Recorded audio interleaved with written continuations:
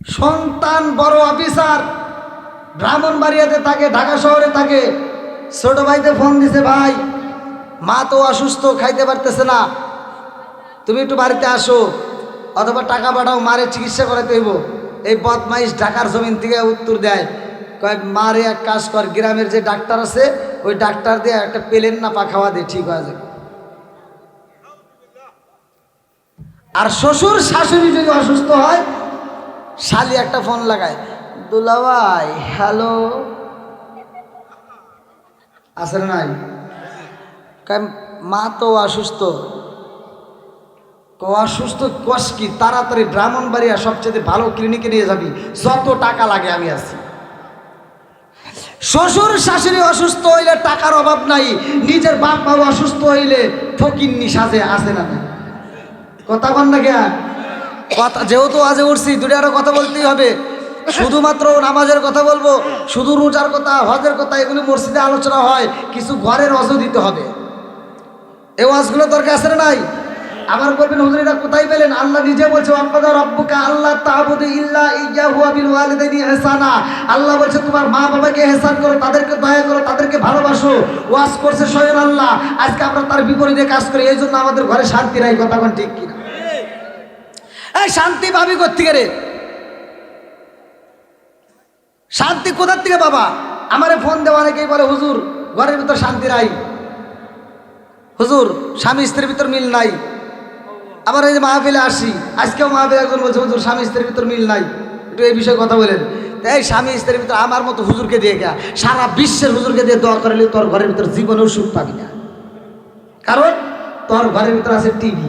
কি আছে তোর ঘরে? আছে টিভি। যতদিন চলবে তোর ঘরে এই টিভি, ততদিন ভালো হবে না তোর বিবি। কথা বল না কে? কারণ সারাদিন দেখে সিরিয়াল, মেয়েটার মধ্যে এমনি নষ্ট হয়ে যায়। সারাদিন টিভি দেখে, সিরিয়াল দেখে, সারাদিন দেখে নায়ক শাহরুখ খান, শাকিব খান, এত সুন্দর সুন্দর চেহারা। নায়ক শাহরুখ খান, শাকিব খান, ওদের চেহারা কি খারাপ? হ্যাঁ, তো মেয়েটা সারাদিন ছবি দেখে শাহরুখ খান, শাকিব খান, আর রাইতে হওয়ার সময় এসে দেখে কালাসান, তাহলে মিজাজটা কি খারাপ হয়? হ্যাঁ, মেয়েটা চিন্তা করে সারাদিন দেখলাম কি, আর রাইতে হওয়ার সময় পাইলাম কি? এখন জ্বালা বাড়ছে না? কথা কন না কে? আমি ওয়াইদা কুরিয়াল কুরআনু ফাসতামিউ লাহু ওয়া আনসিতু লাআল্লাকুম তুরহামুন। তোমরা যখন কোরআন তিলাওয়াত করবে আমি আল্লাহর রহমত বর্ষিত করব। এখন টিভি সিরিয়াল বন্ধ, এখন ঘরে ঘরে কোরআন তিলাওয়াত চালু করতে হইব। যদি ঘরের ভিতর কোরআন তিলাওয়াত চালু করতে পারো, আল্লাহর রহমত বর্ষিত হবে। কথা কোন ঠিক কিনা? যেই ঘরের ভিতর মা বাবারে কষ্ট দেয়, যারা মা বাবারে কষ্ট দেয়, ওই ঘরের ভিতরে শান্তি নাই। আর শ্বশুর শাশুড়ির জন্য তুমি মার্কেট করতে পারো, মা বাবার জন্য মার্কেট করতে পারো না। শ্বশুর শাশুড়ি অসুস্থ হলে তুমি টাকা বাড়াইতে পারো, মা বাবার জন্য টাকা বাড়াইতে পারো না। তুমি জীবনে কোটি টাকার মালিক হতে পারো, কিন্তু সুখ পাইবা না।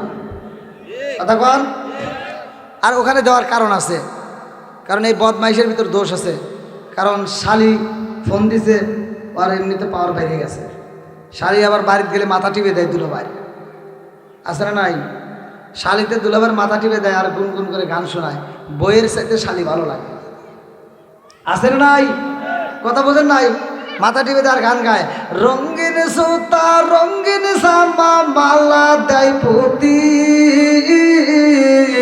শালিরে না দেখলে দুলাভাই হয় অস্থির। নাউজুবিল্লাহ। এটা চলবে না, বন্ধ হবে? কতক্ষণ? তোমার যদি মন চাই তুমি গাইতে পারো, নামাজ পড়ো, রোজা করো, করো রে জিকির, মুর্শিদ রে না দেখলে মুরিদ হয় অস্থির। কতক্ষণ? আমার কথা হলো, যেটা অন্যায় সেটা তুলে ধরতে হবে, এটা অন্যায় এটা করা যাবে না, যেটা ন্যায় সেটা করতে হবে। কতক্ষণ ঠিক কিনা? বন্ধুরা রে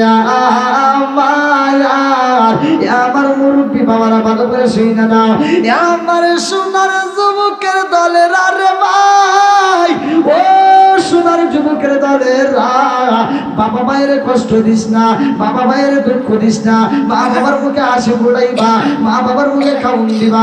এমন কিছু সন্তান আছে, সেই সন্তানগুলো বাপ মা বাচ্চা থাকলে বাদ দিতে পারে না, অথচ বাপ মা মারা গেলে গরু জবাই করে সারা গ্রামের মানুষ খাওয়ায়। এই ব্রাহ্মণবাড়িয়ার মানুষ, আপনাদেরও মন আছে, আপনাদের বিবেক আছে। আমি একা একা ওয়াজ করবো তা হবে না, আপনারা এখানে সত্য কথা বলবেন, সকালে কোনো সমালোচনা চলবে না। আপনারা মন থেকে বলবেন, যেই সন্তান বাপ মারে বাচ্চা থাকতে ভাত দেয় না, মরার পরে গরু জবাই করে খাওয়াইলে কোনো লাভ হইব না? এই সত্য কথা কন না। আর যেই হুজুরগুলো এই দাওয়াতে যা ডুব করে করে খায়, প্রতিবাদ করে না, ওর ভিতর ভেজাল আছে। তুমি যা বলো, বাচ্চা থাকতে তোমার বাপ মায়ের ভাত দিছো কিনা, বাপ মায়ের ভাত না দিলে তোমার দাওয়াত আমরা চাই না। কথা কন। আমি ওপেনে বলি, যারা আমারে দাওয়াত দিবা, আমি অনলাইনে বলি, ফেসবুকে বলি, টুইটারে বলি, সব জায়গায় বলি, যারা আমারে দাওয়াত দিবা, যারা বাপ মারে বাচ্চা থাকতে ভাত দাও, কাপড় দাও, তারা আমারে দাওয়াত দিও। আর তা না দিয়ে যদি বাপ মারে কষ্ট দিয়া, বাপ মারে ভাত না দিয়া আমারে দাওয়াত দিতে আইসো, একেবারে সুতার বাড়ি দিব। তোর দাওয়াত আমার লাগবে না। কতক্ষণ ঠিক কিনা? কষ্ট পাইতেছেন ভাই? মনে কিছু নিয়েন না। কাজটা কি? আসল কাজ করতে হবে। তুমি জাগা মতো কাজ করো, জাগা মতো কাজ করলে তবেই লাভ। পৃথিবীর বুকে সবচাইতে দামি একজন বান্ধবী যদি তালাশ করতে হয়, মায়ের কাছে যাও। সবচাইতে দামি একটা বন্ধু যদি তালাশ করতে হয়, বাবার কাছে যাও। কারণ তোমার বন্ধুর কাছ থেকে তুমি 10,000 টাকা ধার নিয়ে দেখো, যেই টাইমে দেওয়ার কথা ওই টাইমে না দিলে তোমার সাথে দ্বন্দ্ব লাগবে। বাপ নামক বন্ধুর পাওয়ার থেকে যে জীবনে কত টাকা নিছি কোনোদিন হিসাব করে নাই। কথা বল ঠিক কিনা? তাহলে এই বাবা মায়ের মনে কষ্ট দেওয়া যাবে? অথচ কিছু সন্তান আছে দেখবেন, বাপ মা যখন মৃত্যু শয্যায় পড়ে যায়, ছোট ভাইতে ফোন দিয়ে কয় যে গত রাত্র আব্বা কিন্তু তোর কথা বারবার বলছে, মা কিন্তু তোর কথা বারবার বলছে, আজকাল একবারে বলে পারতেছে না, তুই এসে দেখবি কিনা তাই কয়। এবার কয় তাই তো মনে হয় বাঁচবো না। এবার বাড়ি থেকে চলে, এই বাসার থেকে রওনা দিছে। বাড়িতে আসার সময় আপেল, কমলা, মালটা, আঙ্গুর, বিভিন্ন ফলের রস নিয়ে বাড়িতে আইসে। আইসা কইতেছে, আব্বা তোমার জন্য ফলের রস নিয়ে আইসি, খাও। আচ্ছা আব্বা কি আর খাইতে পারবো? হ্যাঁ, কথা বল না কেন? আল্লাহু খায়রুর রাযিকিন, রিজিকের মালিক কে? আল্লাহ। রিজিকের দরজায় তালা মেরে দিছে আল্লাহ। আর এই বদমাই সন্তান সিটার আজকে ফলের রস নিয়ে এসে আব্বা খাও। আব্বা চা চা দেখে কি মৃত্যুর সাথে মানুষ কি করে? চা চা দেখে। হাই রে, চা চা দেখতেছে, কথা তো করে পারতেছে না, চা দেখতেছে আর ভাবতেছে, এই চন্দ্রপুর গ্রামে কসবা থানায় ব্রাহ্মণবাড়িয়ায় আমি আন্তর্জাতিক সিটার জন্ম দিয়ে গেলাম। কি কন? কি সিটার? আন্তর্জাতিক সিটার আমি জন্ম দিয়ে গেলাম। বাপটা আফসোস করে যে আমি যখন খাইতে পারতাম তখন তুই খাওয়াস নাই, আজকে আমার খাওয়ান বন্ধ, আর আজকে আমার সামনে ফলের রস ঘুরাস।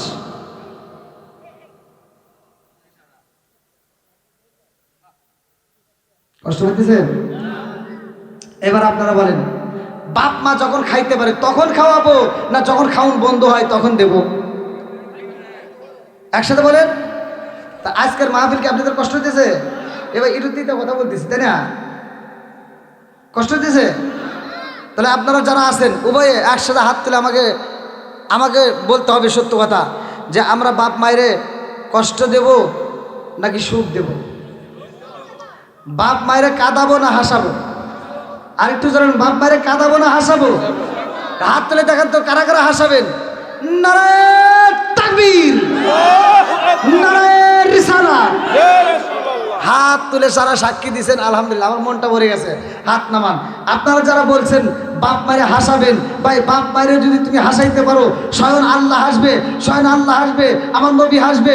তোমার জন্য আমার আল্লাহ জান্নাতের 8টা দরজা খুলে দিবে। তোমার যেই দরজা দিয়ে ইচ্ছা সেই দরজা দিয়ে হাসতে হাসতে তুমি জান্নাতে যাবে।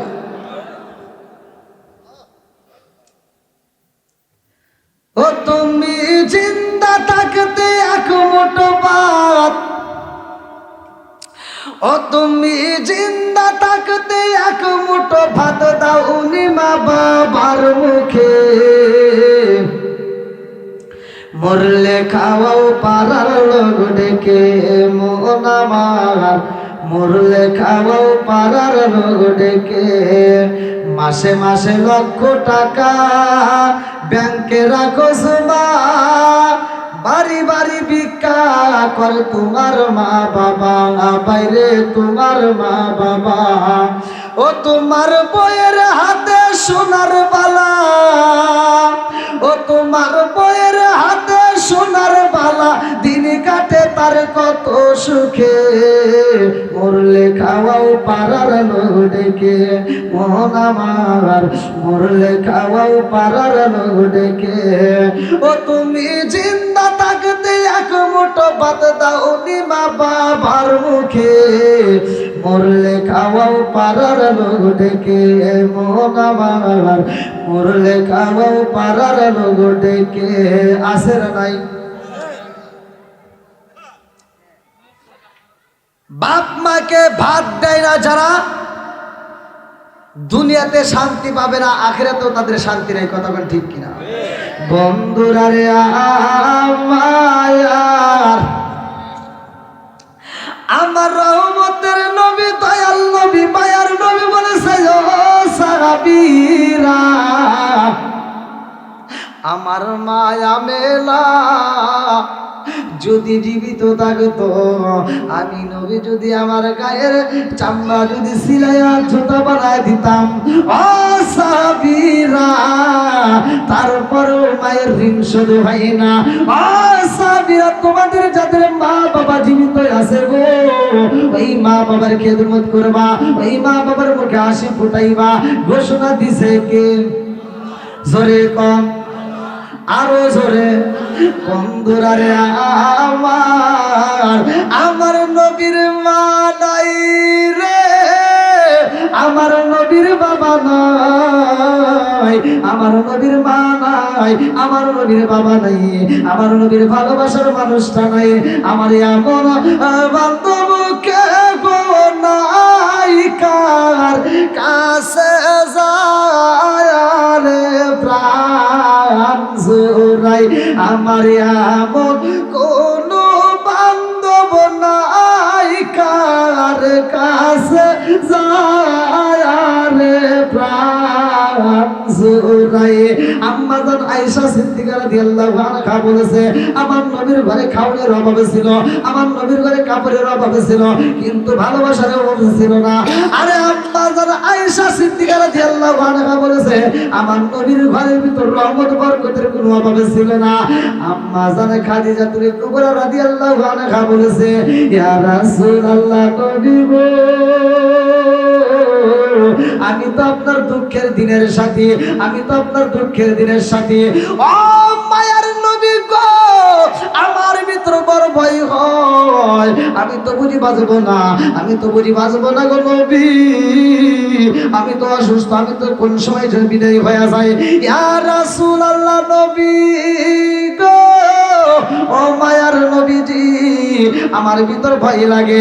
আমার নবী কয়, কিসের ভয়? আম্মা জান খাদিজা কুবরা রাদিয়াল্লাহু আনহা বলে, ইয়া রাসূলুল্লাহ, নবী গো,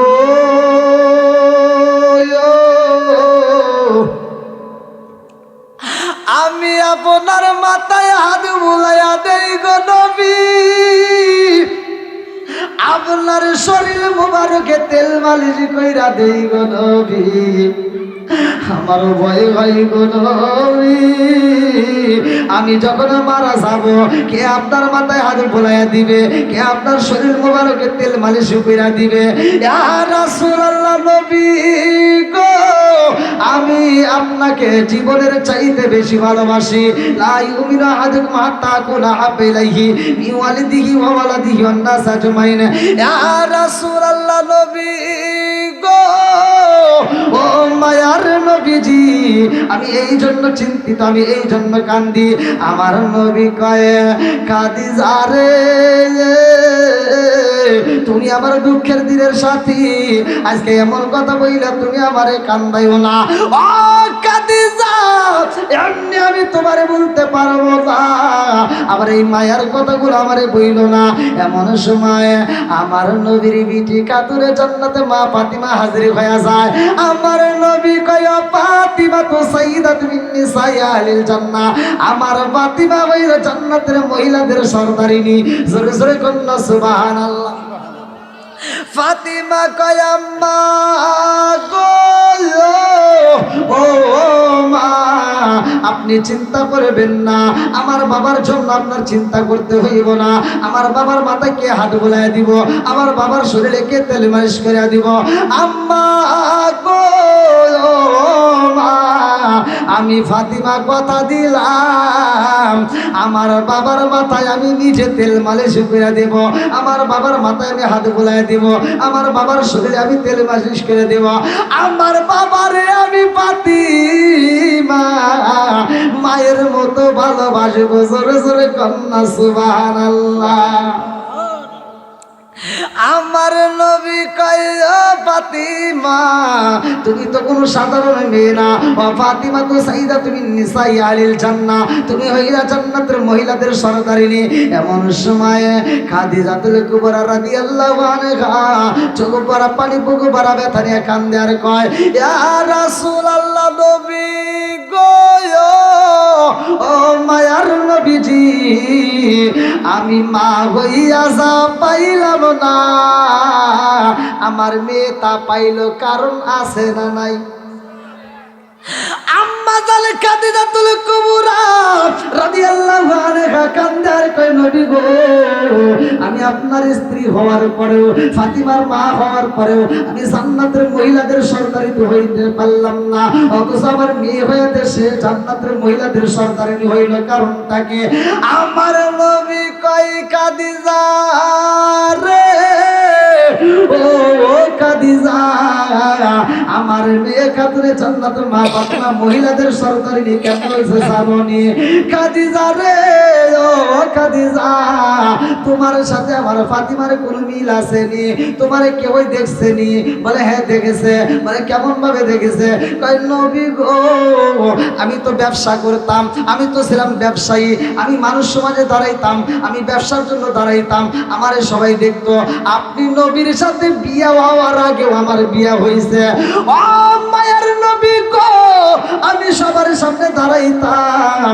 আমার নবী কয় ও খাদিজা, আমার ফাতিমারে তোমার মতো কেউ দেখেছেনি? কয় না। বলে আমার ফাতিমা কেমন দামি, আর শুনবানি, ও ফাতিমা তো সাইয়্যিদাতুন মিন নিসাই আলিল জান্নাহ। আল্লাহু আকবার। কম আমার মুরব্বী বাবারা, ও সোনার যুবকের দলেরা, পর্দানিশী অবলা সবলা মা বোনেরা, তোমরাও যেহেতু আলোচনা শুনতেছো, আমি এমন একটা আলোচনার ভিতরে নিয়ে যাই যেটা পুরুষের জন্য দরকার, মহিলাদের জন্য দরকার, উভয়ই যেন খুশি হয়।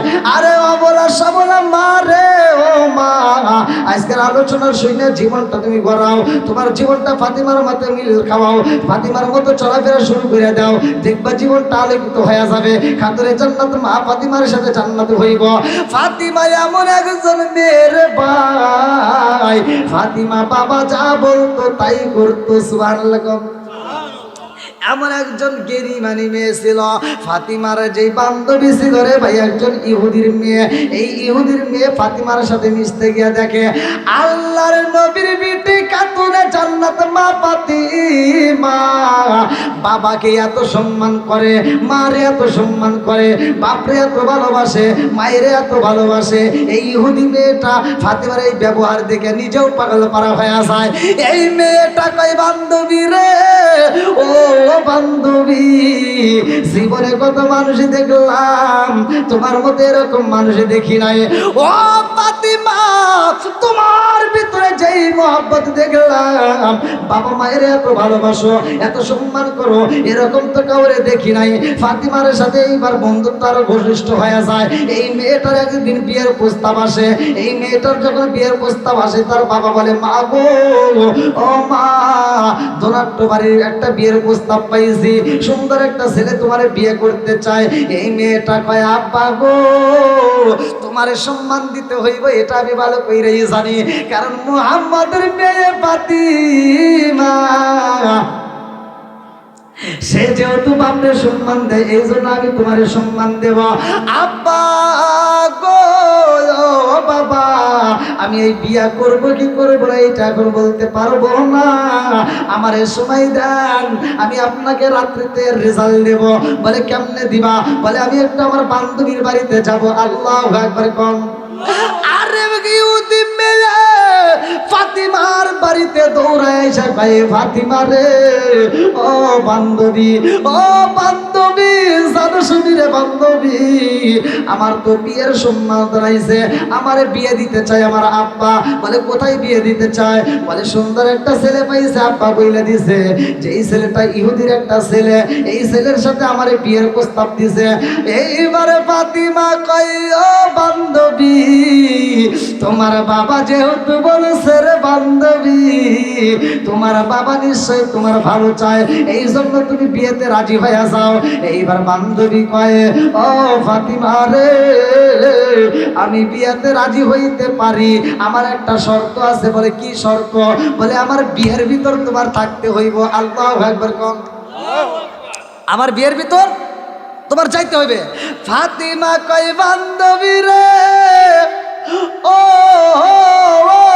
বান্ধবী, তোমার বিয়ের ভিতর আমি যাব এটা তো সম্ভব না, কারণ ইহুদিরা আমাদের দেখিতে পারে না, ওরা আমাদের দেখলে ওদের শরীরে আগুন জ্বলে। কথা কোন ঠিক কিনা? ওরা অঙ্গ দেখাই কারে গো, দয়াল যার ওরা দেখে না, আমি কারে জানাই, কারে বুঝাই মনে বেদনায়া, ওরা অঙ্গ দেখাই কারে গো, দয়াল যার ওরা দেখে না, আমি কারে জানাই, কারে বুঝাই মনে বেদনায়া, মন দিলাম প্রাণ দিলাম গো, দয়াল দিলায়া আম শুনো আনায়া, আমি সব দিয়া তোর মন পাইলাম না, আর কি আছে জানা, আমি সব দিয়া তোর মন পাইলাম না, আর কি আছে জানা। এইবার ফাতিমা কই, বান্ধবী রে, ও বান্ধবী, এই বিয়ের ভিতর তো আমি যাইতে পারবো না। মেয়েটা কই, ফাতিমা রে, আমি কথা দিলাম ও বান্ধবী, তুমি যদি আমার বিয়ের ভিতর না যাও রে, ও বান্ধবী, আমি কথা দিলাম এই জীবনে আর আমি বিয়া বসবো না, এই জীবনে আমি বিয়া করতাম না। ফাতিমা কয়, ও বান্ধবী, আমি যদি তোমার বিয়ের ভিতর যাইতে চাই, আগে যাও তোমার বাবার সাথে পরামর্শ করো, তোমার বাবা আমাদের দাওয়াত দিবনি। মেয়েটা দৌড় দিয়ে বাবার কাছে যা কয়, আব্বা গো, তুমি যদি কি বললা, আমার বিয়ের প্রস্তাব দিলা? বলে হ্যাঁ। বলে আব্বা গো, আমি এই বিয়েতে রাজি আছি, তবে একটা শর্ত আছে। কয়টা? জোরে কোন? একটা শর্ত আছে গো আব্বা, ও বাবা গো, মুহাম্মাদের মেয়ে ফাতিমারে যদি দাওয়াত দাও, আব্বা গো আমি কথা দিলাম এই বিয়েতে আমি রাজি। মেয়ের বাবা কই, মা রে, ও মা, আমি তো মুহাম্মাদের মেয়ের দাওয়াত দিতে পারবো না, কারণ তারা হইল মুসলমান, আমরা হইলাম ইহুদি। ও মা, এই মেয়েটারে আমার বাড়ির দাওয়াত দিলে মান সম্মান থাকবে না। বলে কারণ কি? বলে তোমার যে বান্ধবী ফাতিমা, তার পরনে তো কোনোদিন নতুন কাপড় দেখা যায় না, তার পরনে তো কোনোদিন নতুন কাপড় পাওয়া যায় না, তারা এক বেলা খাইলে আর দুই বেলা খাওন পায় না, তাদের ঘরে অভাব, এমন বান্ধবীকে এই বাড়িতে ঢুকতে দেওয়া যাইব না। এইবার মেয়েটা কান্দার কইমা গো, ও বাবা তোমরা ভালো করে শুই না নাও, এই ফাতিমারে যদি বিয়ার ভিতর দাওয়াত না দাও, আমি কথা দিলাম রে আব্বা, আমি আমার জীবনে কোনোদিন বিয়া বসবো না, বাকি জীবনটা আমি একলাই কাটাইয়া দেব। মেয়ের বাবা কইমা রে ফাতিমারে সারা তুমি বিয়া বসবা না, তবে আমার একটা শর্ত। বলে কি শর্ত? বলে ফাতিমারে দাওয়াত দিতে পারি, কিন্তু সাধারণ কোনো পোশাক পরলে চলবে না, দামি পোশাকে ছাড়া আমার বাড়িতে কোনো মেহমান ঢুকতে দেওয়া যাবে না। বলে ঠিক আছে, আমি ফাতিমারে বলবো। মেয়েটা দৌড়ে ফাতিমার কাছে যা কান্দার কয়, ও বান্ধবী খবর পাইছো নিয়ে? ও বান্ধবী, আমার বাবা তোমারে দাওয়াত দিছে, কিন্তু আমার বাবা একটা শর্ত দিছে, নতুন জামা পরতে হইব। ফাতিমা কান্দে আর কই, বান্ধবী রে, ও বান্ধবী নতুন জামা আমি কোথায় পাবো? আমার নতুন জামা কই পাবো? ও বান্ধবী, একবেলা খাওয়ানি খাইলে আর আমাদের ঘরে ভালো খাওয়ান নাই, ভালো পোশাক নাই, আমি নতুন কাপড় কোথায় পাবো? আমার যাওয়া সম্ভব না। এইবার মেয়েটা কান্দে আর কই, ফাতিমা রে, ও ফাতিমা, ও ফাতিমা তোমার মালিকের সাথে তোমার ভালো সম্পর্ক আছে, আমি যতটুকু জানি তোমার মালিকের সাথে তোমার ভালো মধুর সম্পর্ক আছে। ও ফাতিমা, তোমার মালিকের সাথে যদি তুমি কথা বলতে পারো, তোমার নতুন কাপড়ের ব্যবস্থা ওই মালিক কইরা দিবে। জোরে জোরে কন্যা সুবহানাল্লাহ। কে করে দিবে? জোরে কর আল্লাহ। বন্ধুরা রে আমার, এইবার ফাতিমা একটা দৌড় মাইরা দিছে গো, জাইনামাজের মুসাল্লায় বিছাইয়া, জাইনামাজের মুসাল্লায় দাঁড়াইয়া ফাতিমা নামাজে দাঁড়াইয়া গেছে। নামাজের দরকার আছে না নাই? একসাথে বলেন। ওমর থেকে হাদিসটি বর্ণিত, তিনি বলেন রাসূল করিম সাল্লাল্লাহু আলাইহি ওয়াসাল্লাম বলেছেন, লা ঈমানা লিমান লা মানাতরাহু ওয়া লা সালাতা লিমান লা তুহুরা লাহু ওয়া লা দীনা লিমান লা মানাতরাহু, ইন্নামা মাউদিউ সালাতি মিনাদ দীনি কামা বিযুর রাসি মিনাল জাসাদি। আল মুজাম্মুস সগীর নামক কিতাবের ভিতরে উল্লেখ করা হয়, পৃথিবীর কোনো আলেম উল্টাইতে পারবে না। আমার নবী বলেছেন, লা ঈমানা লিমান লা মানাতরাহু ওয়া লা সালাতা লিমান লা তুহুরা লাহু ওয়া লা দীনা লিমান লা মানাতরাহু। আমার নবী বলে, যার ভিতরে বিশ্বাস নাই তার ভিতরে নামাজ, যার ভিতরে বিশ্বাস নাই তার ভিতরে ঈমান নাই, যার ভিতরে পবিত্রতা নাই তার ভিতরে নামাজ নাই, যার ভিতরে নামাজ নাই তার ভিতরে ইসলাম ধর্ম নাই। এ আমার মুরব্বি বাবাজিরা রে, ফাতিমা জাইনামাজের মুসাল্লায় দাঁড়াইয়া ইন তানসুরুল্লাহ ইয়ানসুরকুম, আল্লাহর কাছে সাহায্য চায়।